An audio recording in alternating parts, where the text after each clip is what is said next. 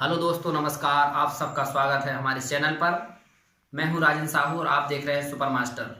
जैसा कि आज आप लोगों ने जो टेट सीटेट की तैयारी करने वाले स्टूडेंट हैं उनके लिए आज बहुत अच्छी खबर थी कि आज सीटेट की आंसर की आ चुकी है। और जैसा कि आप लोगों ने बहुत से लोगों ने देख भी लिया होगा, कुछ लोग अपनी आंसर की आने के बाद खुश भी होंगे और मैं ऐसा मानता हूं कि कुछ लोग निराश भी होंगे, लेकिन निराश होने की कोई ज़रूरत नहीं है।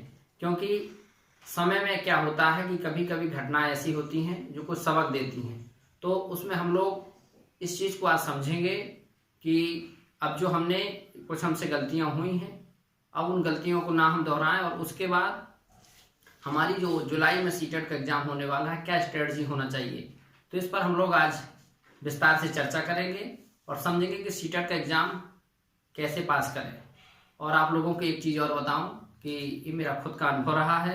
मैंने खुद अपने से 2 बार बिना किसी कोचिंग के सीटेट का एग्ज़ाम क्वालिफाई किया है और सम्मानजनक अंकों के साथ। ये बताते हुए मुझे आप लोगों को बहुत खुशी हो रही है कि मैं जब भी सीटेट का एग्ज़ाम दिया, 2 बार दिया, दोनों ही प्रयास में मेरा जो स्कोर रहा सम्मानजनक रहा और मैं 90+ दोनों बार रहा।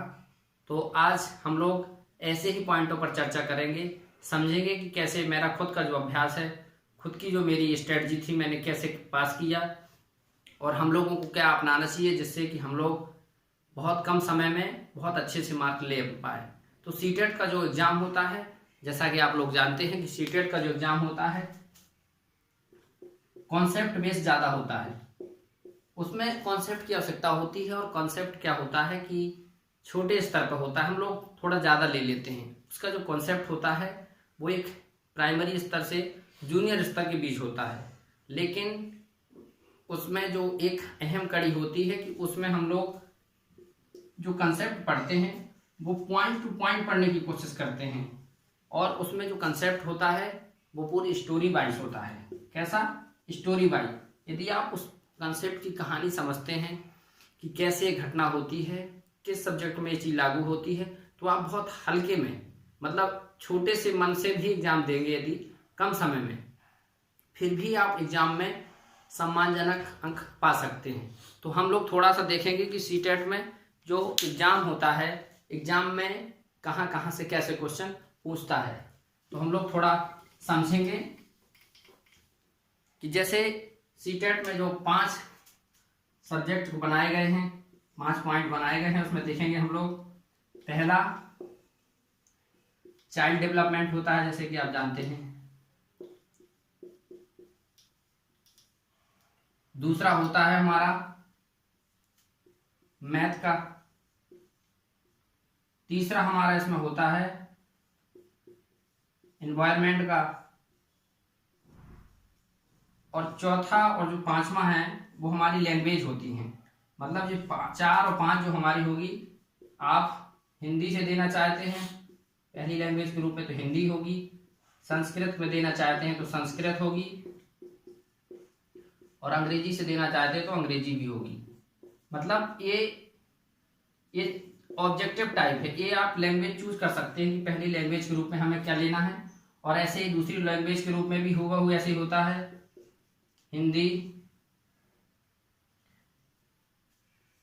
संस्कृत और अंग्रेजी।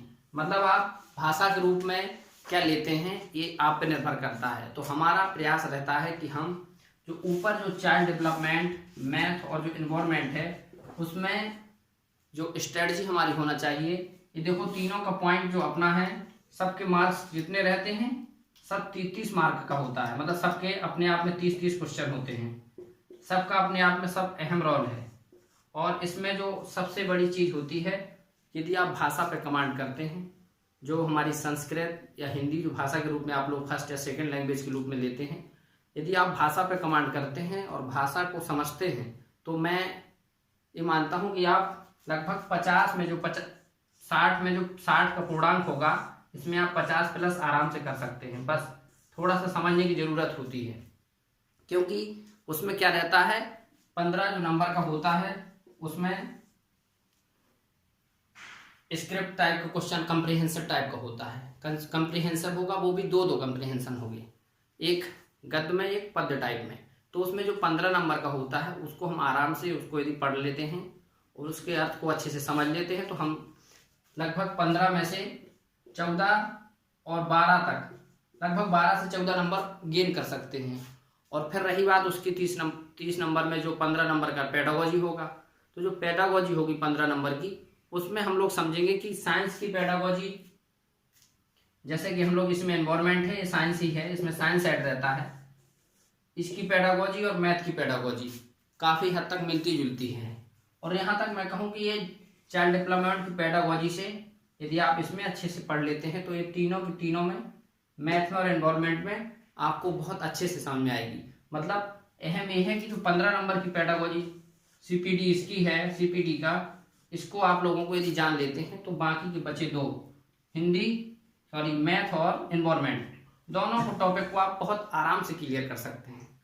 तीसरा एक चीज़ अहम है कि इसमें जो हिंदी की पेडागोजी होती है, यदि आप हिंदी की पेडागोजी जो 15 नंबर की है उसको आप समझ लेते हैं तो कहीं ना कहीं आपको वो संस्कृत में भी फायदे करेगी।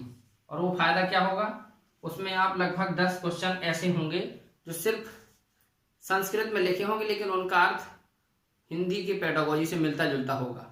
तो बिल्कुल आसान होता है। इसकी जो पेडागोजी होती है उसको हल करने का एक छोटा सा तरीका मैं आपको बताऊंगा।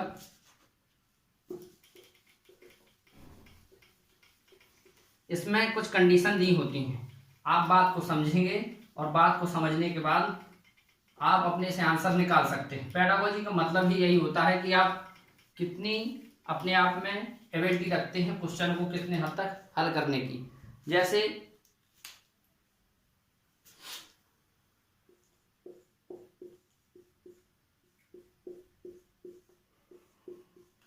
रूढ़िवादी विचार पर सीटेट के प्राइमरी और जूनियर में रूढ़िवादी पे हर एक बार क्वेश्चन आता है।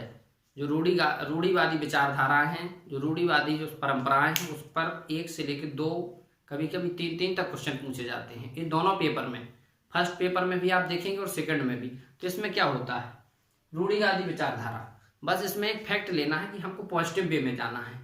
हमारा प्रयास रहेगा कि आंसर जो हम करें वो सुपरलेटिव हो, मतलब जो बाकी के दिए गए आंसर हैं उनसे देखने में और उसका अपने आप में अलग महत्व हो, बस वही उसका सुटेबल आंसर होता है। लगभग 95% वही आंसर होता है। और ये सटीक आंसर पेडागोजी को समझने का तरीका होता है। दूसरी चीज इसमें हम लोग देखेंगे कि क्या पेडागोजी जो है और बढ़ सकती है, मतलब पेडागोजी का स्तर और बढ़ सकता है। तो इस तरह से बढ़ेगा कि उसमें एक कहानी देगा आपको। कहानी में हम लोग ये समझते हैं कि उसमें कहना क्या चाहता है।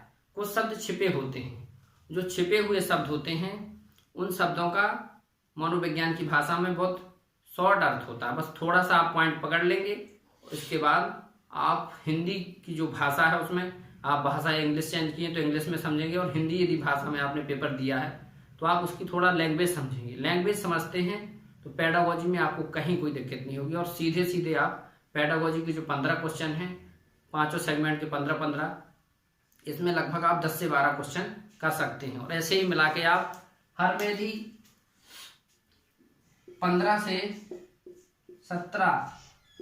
17 ऐसे ही करते जाएंगे तो भी आप 85+ अंक आराम से ला सकते हैं। मतलब आप 90 जो जनरल कैटेगरी है वहां तक आराम से पहुंच जाएंगे। धीरे धीरे से, कोई परेशान नहीं होना है, कोई बिल्कुल दिक्कत नहीं होगी। सीधे सीधे बस आपको क्वेश्चन को समझना है और टाइम खूब रहता है। हमारा प्रयास ये रहेगा कि हम लोग सीटेट का जो एग्ज़ाम हो उसमें टाइम मैनेजमेंट करें।